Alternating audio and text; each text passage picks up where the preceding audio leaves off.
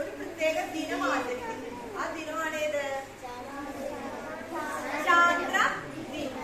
നമ്മൾ എന്തിനാണ് ചാന്ദ്ര ദിനം ആചരിക്കുന്നത് അറിയോ? എന്തിന്റെ ഓർമ്മയ്ക്കായിട്ടാണ് നമ്മൾ ചാന്ദ്ര ദിനം ആചരിക്കുന്നത്? ഇത് ആരെ കുറിച്ചിട്ടുള്ള ദിനമാണെന്ന് നമ്മൾ കഴിഞ്ഞ ദിവസം മാഷ് പറഞ്ഞിട്ടുണ്ടായിരുന്നു. എന്തിന്റെ ദിനമാണത്? എന്തിനെ കുറിച്ചിട്ടുള്ള ദിനമാണ്? എന്തിനെ ഓർക്കാനുള്ള ദിനമാണ്? ചന്ദ്രനെ കുറിച്ചിട്ടാണ്. അപ്പൊ എന്തിനാണ് നമ്മൾ ചന്ദ്രന്റെ ദിനം ജൂലൈ 21 തന്നെ ആചരിക്കുന്നത്? വേറെ ദിവസം ആചരിച്ചൂടെ? ചന്ദ്രൻ എല്ലാ ദിവസവും ആകാശത്തില്ലേ? ഇല്ലേ? പിന്നെ എന്തിനാ ജൂലൈ 21 തെരഞ്ഞെടുത്തത് ചാന്ദ്രദിനം ആഘോഷിക്കാൻ? എന്തായിരിക്കും കാരണം? ആർക്കെങ്കിലും അറിയാം? കഴിഞ്ഞ വർഷവും എല്ലാ വർഷങ്ങളിലും നമ്മളിത് പറയുന്നതാ. ആർക്കെങ്കിലും 4ാം ക്ലാസ്സുകാരോ 3ാം ക്ലാസ്സുകാരോ മിസ്സിന് പഠിച്ചത് ഓർമ്മയുണ്ടോ? എന്തിനാണ് ജൂലൈ 21 തന്നെ തെരഞ്ഞെടുത്തത്? അതിനൊരു കാരണമുണ്ട്. ചന്ദ്രൻ എത്ര മുകളിലാ നിൽക്കണേ അല്ലെ ആകാശത്ത്? ആ ചന്ദ്രനില് നമുക്ക് പോകാൻ പറ്റുമെന്ന് ഒരു കാലത്ത് മനുഷ്യൻ പോലും വിചാരിച്ചിരുന്നില്ല അല്ലെ. കഥകളിലൊക്കെ നമ്മള് ചന്ദ്രനിൽ പോകുന്നതായിട്ടും ഒക്കെ നമ്മളിങ്ങനെ സങ്കല്പിച്ചിരുന്നു പണ്ട് കാലങ്ങളില് അല്ലെ. ആ ചന്ദ്രൻ മനോഹരമായ ഒരു ഗോളം, ആ ചന്ദ്രന്റെ പോലെ പ്രകാശിക്കുന്ന മുഖം നമുക്കൊക്കെ വേണമെന്നൊക്കെ കവികളൊക്കെ പാടിയിട്ടുണ്ട്. അപ്പൊ ഈ ചന്ദ്രനില് എന്തെങ്കിലും മനുഷ്യന് പോകാൻ പറ്റുമെന്ന് അന്നത്തെ കാലത്ത് മനുഷ്യൻ ആഗ്രഹിച്ചിരുന്നു. പക്ഷെ നടക്കുമെന്ന് വിചാരിച്ചിരുന്നില്ല.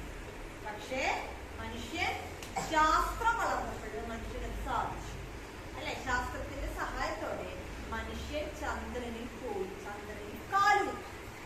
അത് എന്നാണെന്ന് അറിയുന്നത്? എന്നാണ്? ഉറക്കെ പറയും.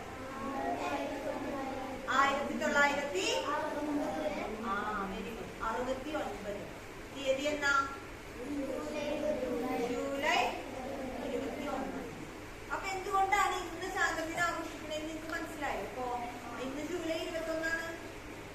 എല്ലാ വർഷവും ജൂലൈ 21 തീയതി നമ്മള് ചാന്ദ്രദിനം ആചരിക്കുന്നതിന് കാരണമാണ് 1900 പറഞ്ഞേ 1969 ജൂലൈ 21 തീയതി മനുഷ്യൻ ആദ്യമായി ചന്ദ്രനിൽ ഇറങ്ങി.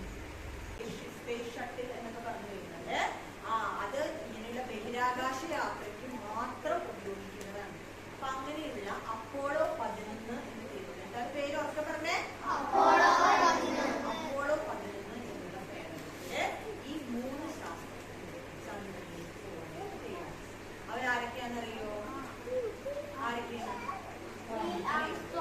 Neil Armstrong. Very good. ഒരാളുടെ പേരെല്ലാം നീൽ ആംസ്ട്രോങ്. പിന്നെ വെരി ഗുഡ്, എഡ്വിൻ ആൽഡ്രിൻ. പിന്നെ മൈക്കിൾ കോളിൻസ്. അപ്പൊ നമുക്കൊന്ന് റിപ്പീറ്റ് ചെയ്ത് പറഞ്ഞാലോ?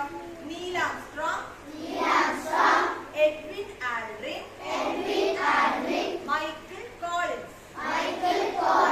3 പേര് കൂടിയാണ് ഈ അപ്പോളോ 11 ചന്ദ്രനിലേക്ക് അന്ന് ജൂലൈ 21 തീയതി ചന്ദ്രനിൽ ഇറങ്ങി. അപ്പൊ അവർ ആ പേടകം ചന്ദ്രനെ ചുറ്റും വലം വെച്ച് അങ്ങനെ ഒരു 4 മണിക്കൂർ അവർ വലം വെച്ചു എന്നാ പറയുന്നത് ചന്ദ്രനെ. അതിനുശേഷമാണ് നീൽ ആംസ്ട്രോങ് ആദ്യമായി ചന്ദ്രനിലേക്ക് ആദ്യം കാലുകുത്തിയാണ് നീൽ ആംസ്ട്രോങ്. അങ്ങനെ ചന്ദ്രനിൽ ഇറങ്ങി. അതിനുശേഷമാണ് ആരിറങ്ങിയത്? Edwin Aldrin. രണ്ടാമത്